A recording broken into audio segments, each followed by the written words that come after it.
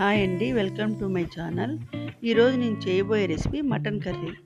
దానికి కావాల్సిన ingredients: half KG mutton, అల్లం వెల్లుల్లి పేస్ట్ 2 స్పూన్లు, గరం మసాలా 2 స్పూన్లు, పసుపు, కారం, ఆయిల్, జీడిపప్పు గసాలు కలిపిన పేస్టు. ఇది సూప్ కోసం వాడుకుంటాం. సూప్ చిక్కదనం కోసం ఇది వాడతాం మేము. ముందుగా పొయ్యి మీద గిన్నె పెట్టుకొని ఆయిల్ వేసుకోవాలి. సరిపడినంత ఆయిల్ వేసుకోవాలి. దాంట్లో 2 ఉల్లిపాయలు, 4 పచ్చిమిర్చి సన్నగా తరుక్కున్నవి వేసి దోరగా వేయించుకోవాలి. తర్వాత మనం మటన్ని ఒక అరగంట సేపు కొద్దిగా సరిపడినంత ఉప్పు వేసి నానబెట్టుకుంటే ముక్క మెత్తగా వస్తుంది.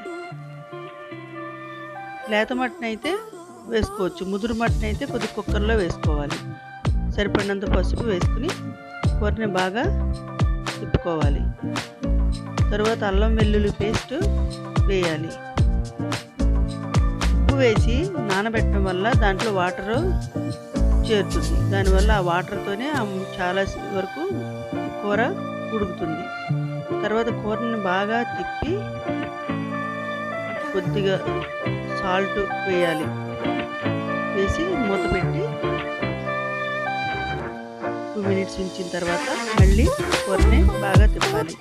తిప్పి సరిపడినంత కారం వేయాలి. కారం వేసిన తర్వాత మళ్ళీ ఒకసారి తిప్పి కూరని బాగా తిప్పుకోవాలి. గరం మసాలా పౌడరు ముందుగా తయారు చేసేటప్పుడు గరం మసాలా పౌడర్ వేయాలి. వాటర్ ఉండటం వల్ల ఆ వాటర్ మొత్తం ఇంకిపోయేదాకా కూరని